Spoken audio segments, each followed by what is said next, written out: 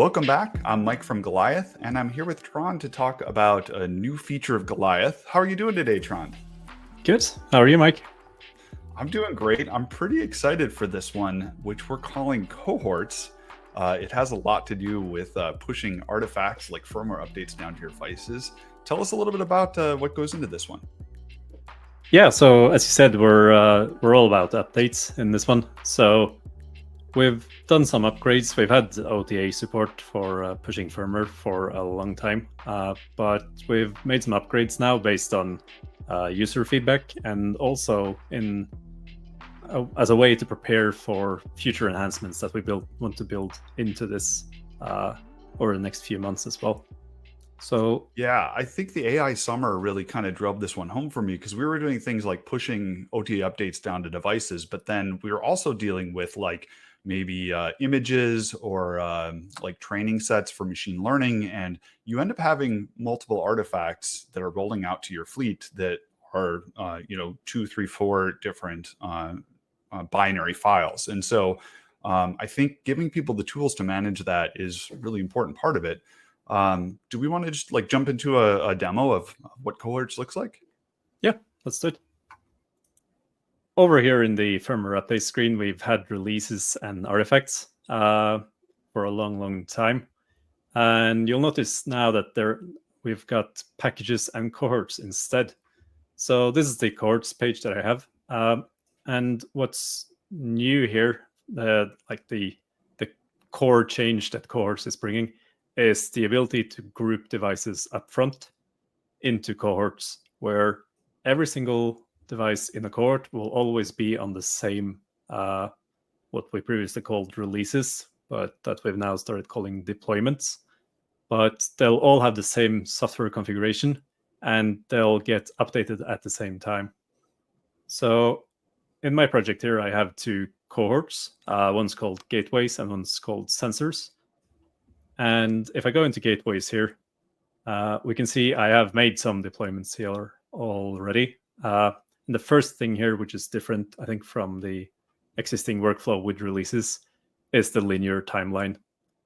So previously, you would be able to roll releases back and bring them up into effect.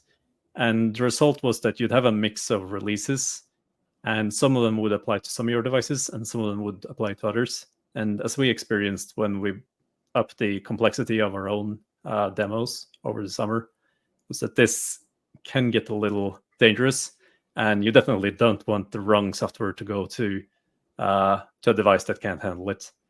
So we want to put up some sort of, I want to say like safety, some safety railings around this so that you don't end up putting stuff in the wrong place.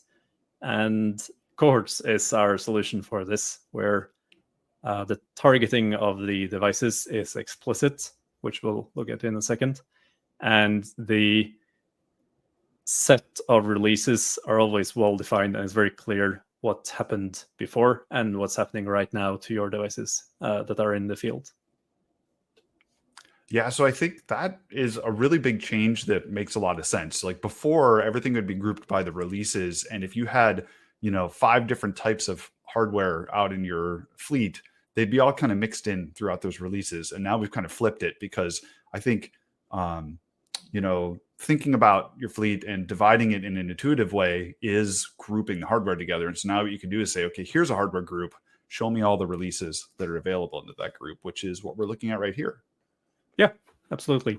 So I've got a few gateway devices here, and you can see like they're listed here. And contrary to the releases mechanism, we can now, we're not dependent on the tags and the blueprints for selecting the devices actively. We can use the tags and the blueprints in this dialog to target specific devices when we're selecting them.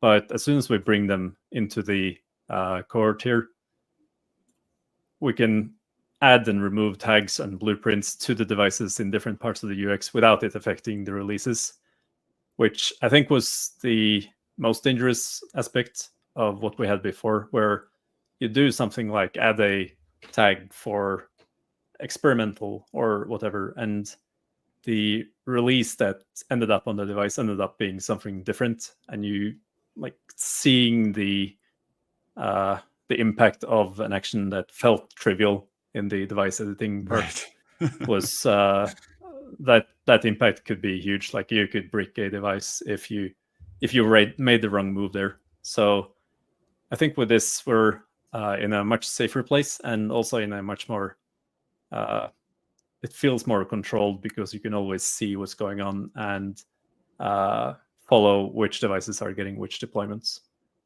Yeah, and I think for me, the really exciting one is we have a few small test fleets that we use for demonstration and testing purposes, and pushing out like a release candidate group that only goes to like the 2 devices that are on my bench becomes really easy with cohorts. Yeah, and that's exactly the sort of use case we want to enable here. So like my cohorts here are named by types of devices, but the group that you want to target isn't always just like every single production device that exists. It can also be the production devices in my test center, where I send out my deployments first, see that everything works. Then once I'm happy with it, like it passed all the tests and things seem to be stable, I can roll out the same update to my production devices elsewhere. And what does that rollout look like for a cohort? Yeah, we can do one right away. And we can do that either up here in the deploy window, or we can even do a rollback. So we can do a rollback here of, say that we go back one deployment. So currently the active deployment here has an AI model and a main package. And the changes from the previous deployment was that we bumped the main package from 1 to 3 to 1 to 5 and kept the AI model the same. But we can roll back that change by clicking this button. And what it lets us do here is downgrade the main. We can choose to do more here, keep main as is if we wanted. But in this case, we want to revert the previous change. So doing this, we'll see a summary of our changes here before we start the deployment. But as soon as I press this button, the changes will start rolling out, and all our devices will be notified that we're going back to main version 1.2.3, and they can start to download. So reverting this now, it places it at the top. The active release is now this one that we just made, active deployment. And the previous one has now just sort of entered our history of deployments, instead of being an active deployment out in the field. Oh, that's excellent. So now in the past, there was just like a toggle button to roll releases out and roll them back, but there was no real like information about when that was toggled or how many times it's been going forward or back. But now you have like an explicit record of every time that you've changed what artifacts are available to your device groups. Yeah.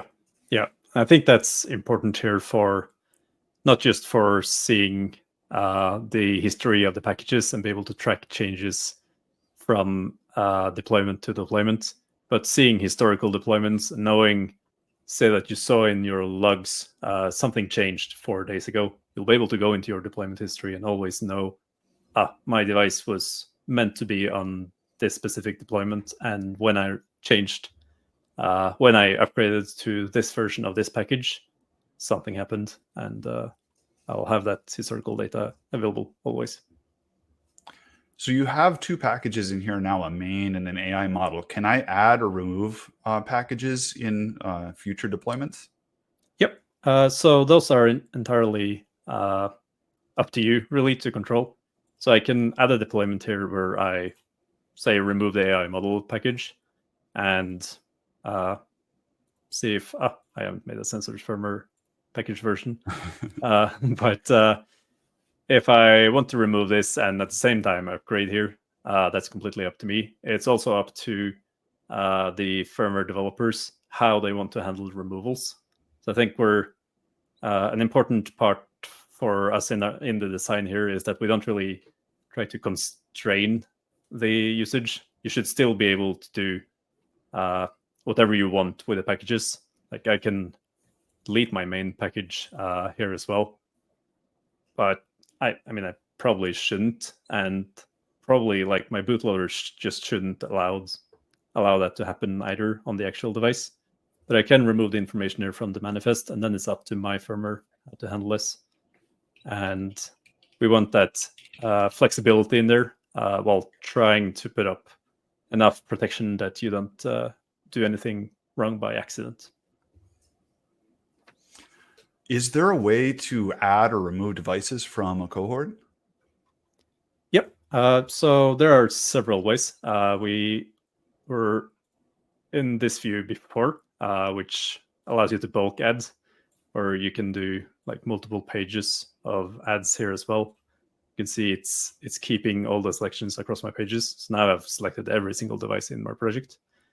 But we can also do this from the device index, which has now gotten a cohort column, which wasn't there before. But here I can do a bulk action and assign to a cohort. That works just as well as doing this on a device per device basis, which will throw up a little warning here that wasn't there before. Again, to try and make sure nothing goes wrong. I think that's the in a way, the trying to prevent accidents is one of the main features under the hood here, where adding all these guardrails but not taking away the flexibility has been sort of the what's been driving this feature from the beginning. It's certainly an excellent peace of mind, especially as people scale in their deployments, and obviously kind of like the variety of hardware that's out in the field is going to grow over time as well. And so this is really excellent work, Trond, here. Wonderful job on cohorts. Thanks. I've actually got one more thing here as well. I mentioned the packages view, which we used to call the artifacts view. It had a bit of the same problem as the releases, where it was all just sort of jumbled up in one page, where it's different packages with different versions were just, you'd have to scroll through them in one big bunch. And I actually remember you, Mike, you complained about this at some point during the AI summer, when the number of artifacts you had become unmanageable. I think you just kept pushing new versions of your packages. So you had to go through page by page by page. So we've changed this a bit here as well to accommodate that scale and complexity, to make sure that we don't get in your way as you're scaling up the complexity here. And this is the same data really that we had before. We've organized your artifacts now into these packages. And you can go in here and see the history for the package and the versions and manage them. And what we've added here in addition are these properties for the packages themselves that you could see on the index here, which are up to you how you want to use them, but they're meant to allow you to categorize your packages so that the main package, which is my application firmware, has a different type from my AI model and my sensor firmware. So yeah, trying again here to allow you more control without taking away the flexibility in the platform. I think this is excellent and all available for people to try out right now. So if you want to stand up your own test fleet and give Golioth Cohorts a try, head over to golioth.io. Thanks for showing this to us today, Trond. Thanks for having me.